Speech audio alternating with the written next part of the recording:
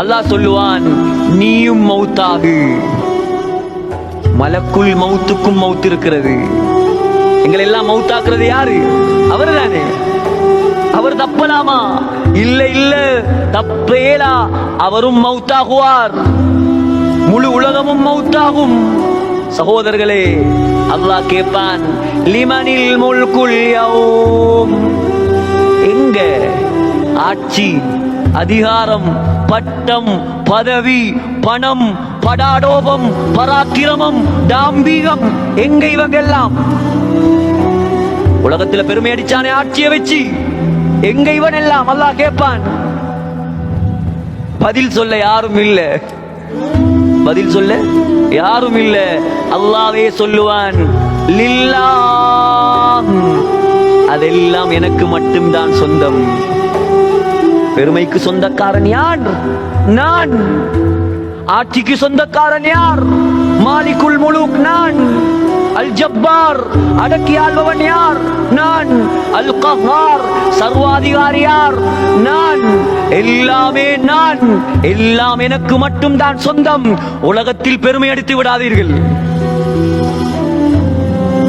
இதுதான் வாழ்க்கை சகோதரர்களே. மலக்குல் மௌத்துக்கு மட்டுமா மௌத்து? உங்களுக்கு தெரியுமா? மௌத்தையும் அல்லாஹ் மௌத்தாக்கு போவான். மௌத்துக்கு மௌத்து இருக்கு. ஆச்சரியமா இருக்குதா?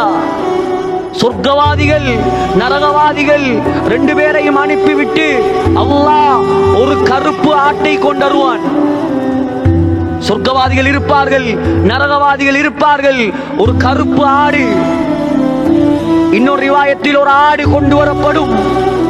அந்த ஆட்டை காட்டி அல்லாஹ் கேட்பான் சொர்க்கவாதிகளிடமும் நரகவாதிகளிடமும், இது என்னன்னு கேட்பான் அல்லாஹ். பார்த்த உடனே சொல்லுவாங்க, யா அல்லாஹ், இதுதான் எங்களை மௌத்தாக்கின மௌத்து. மௌத்தை அல்லாஹ் எந்த தோட்டத்துல கொண்டருவான்? ஆட்டுடைய தோட்டத்தில் கொண்டருவான். அல்லாஹ் என்ன தெரியுமா செய்வான்? அவர்களுக்கு முன்னிலையில் அந்த மௌத்தை அறுத்து விடுவான். மௌத்தை மௌத்தாக்கி விடுவான். சொல்லுவான், சொர்க்கவாதிகளே, இனி மௌத் என்பது கிடையாது.